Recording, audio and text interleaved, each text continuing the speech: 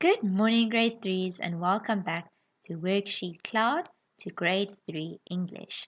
I hope you've had a lovely morning or a lovely day so far and that you're ready to learn with me. If you have any questions throughout the lesson or after the lesson, you can just ask mommy or daddy to send an email to grade3@worksheetcloud.com and we will try and answer your questions as quickly as possible.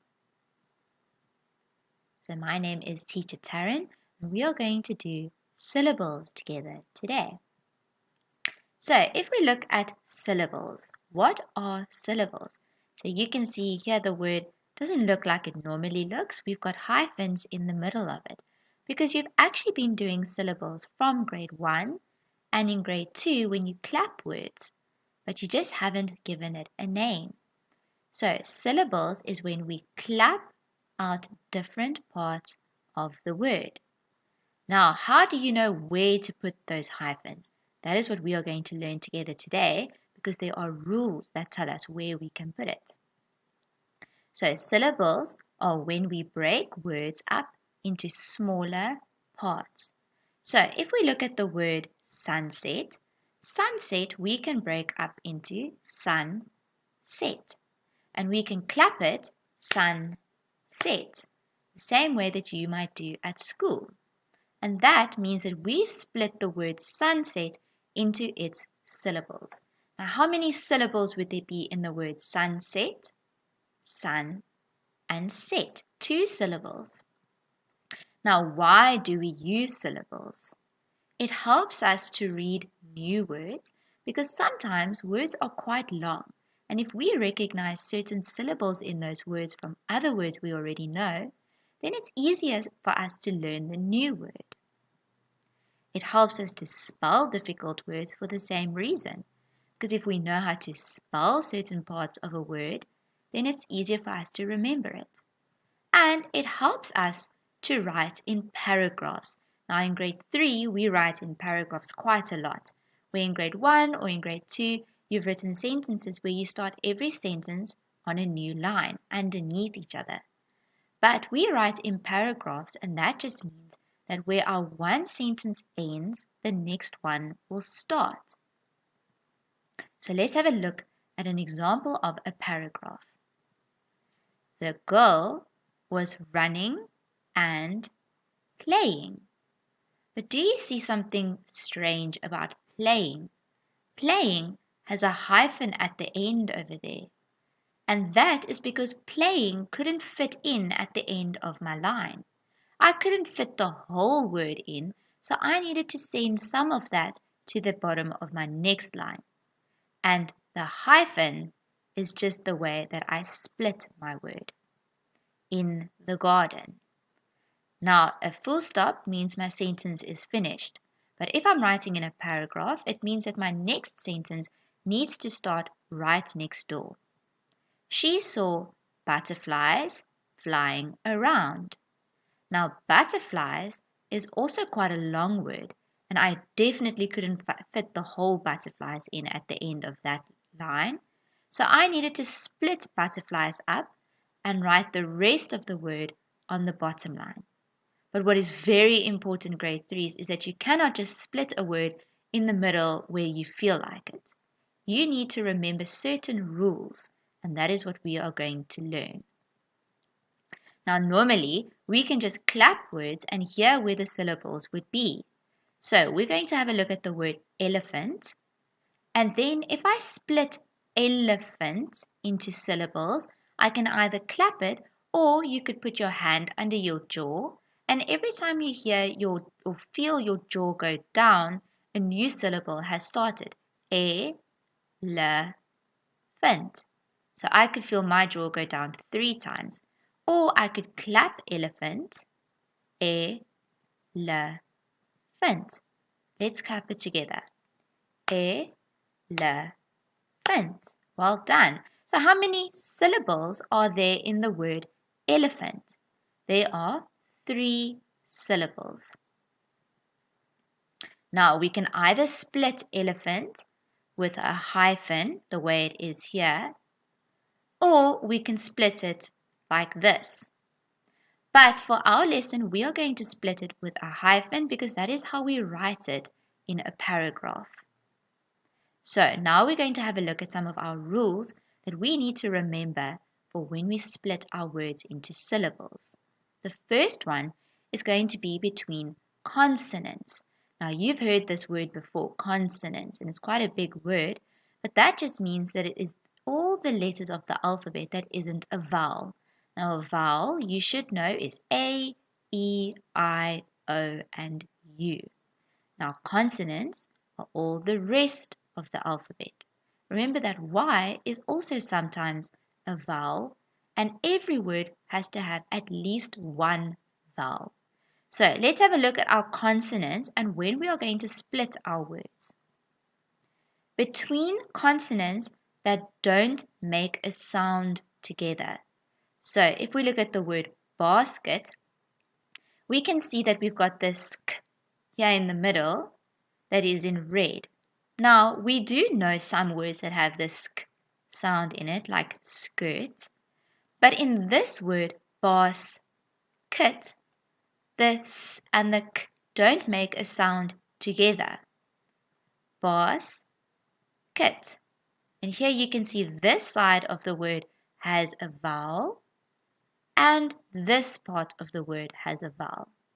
So the S and the K didn't make the sk sound, so we can split it between them. Okay, our next syllable is going to be between compound words. Now, compound words are just words that we put together that were actually two other words before. So if we look at the word popcorn, pop and corn can actually be two words on their own.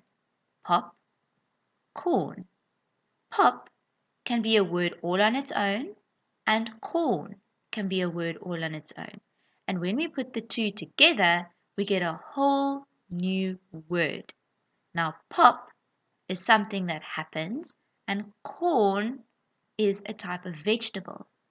But if we put pop, corn together, we get a whole new word, a whole new thing. Here's another example, hot dog. Now, hot is a word on its own, and dog is a word on its own. But when we put hot and dog together, we get a whole new word. Now, hot and dog, we can split as two syllables, just like pop and corn. Now, we've got some examples of more compound words. Sunset, sun and set is two different words. And if we put it together, we get one new word. So sun, set, two different syllables. Playground could be play and ground because play is a word on its own. It's something you can do. And ground is a word on its own. It's the floor that we walk on. But when you put it together, it's a whole new thing. Playground. Okay, let's have a look at a new example. Between double consonants. Now remember we said consonants are all the letters of the alphabet that aren't vowels. So fluffy, can you see there's a double letter? There's a double consonant, a double F. So we can split the word fluffy into fluff, fee. And muffin, there's another double F. So we can split the word muffin into muff, fin. Now the next one is very similar to our double consonant, but it has a consonant and then an L-E after it. You'll understand when you see an example. Middle. Now it's got a consonant, the D, and whenever we hear the dull sound, we have an L-E at the end.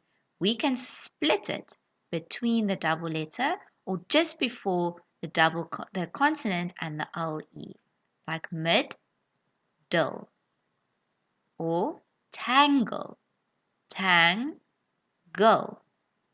Can you see there's a consonant? A G is not a vowel, and the L and the E next to it. Because the L and the E can't make a sound on its own, it'll make either the dull sound or the gull sound or anything similar. So we can split our words just before the consonant. Now a prefix or a suffix, that's another time where we need to split our word into a syllable. A prefix is something that we add on to the beginning of a word to change its meaning.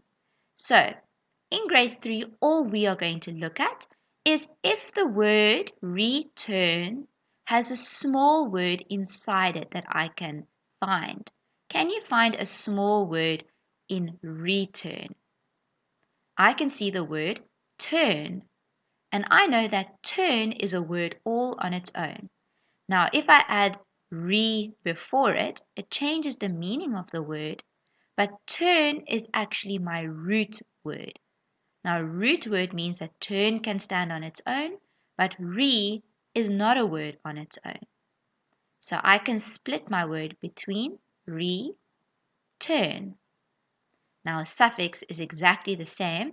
It's just on the end of the word. It's a little tail that we add on the end of the word to change its meaning. So sadly, can you see a small word in sadly that can stand on its own? I can see the word sad. So li is not a word on its own. I cannot say the word li because it's not a word. So li is just a tail that I add onto the back of sad to change the meaning.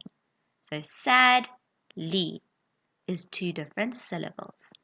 Okay, so if I have a look at the word dislike, dis is not a word on its own, but I see the word like, and like can stand on its own. So dis in the front of it just means it changes the meaning of the word like.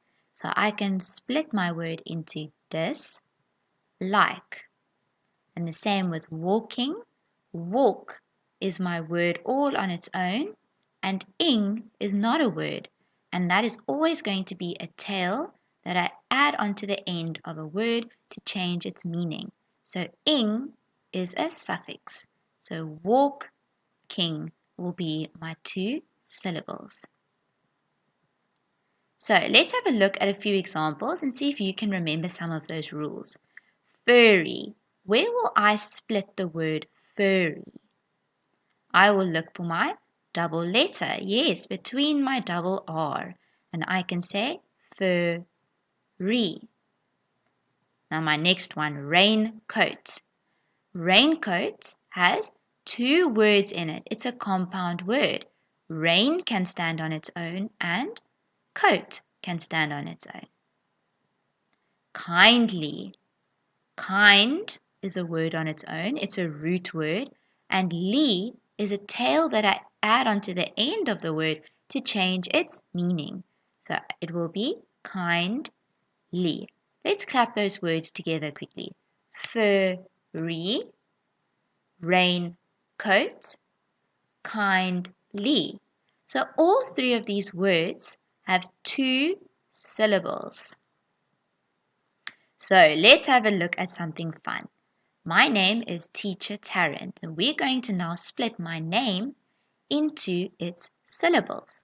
So, teach is a word on its own, and the at the back is my suffix. So I'm going to say teach, that's two syllables, and then my name Taryn has a double R in the middle. So I'm going to split that word into Taryn between the double letter. Now, grade 3s, you can try your own name, and you can split your name into syllables, or you can split mom's or dad's name, or your brother's or your sister's, or even your teacher's name, or even a movie that you might have watched on the TV. So anything that you can see or read, you can split up into syllables. And then you can ask yourself, how many syllables are in my name? Or how many syllables are there in my brother's name or in my sister's name? And you can see how many names in my house have one syllable or 2 syllables or 3 syllables or however many syllables there might be. So, grade 3s, I hope you've enjoyed watching our lesson about syllables and that you've learned something, that you're going to go and practice this, because it's important when you write all your paragraphs or your stories that you might write, that you split those words in the correct places. So until the next time I see you, grade 3s, I hope you have a lovely afternoon. And this lesson was brought to you by WorksheetCloud. Goodbye, grade 3s.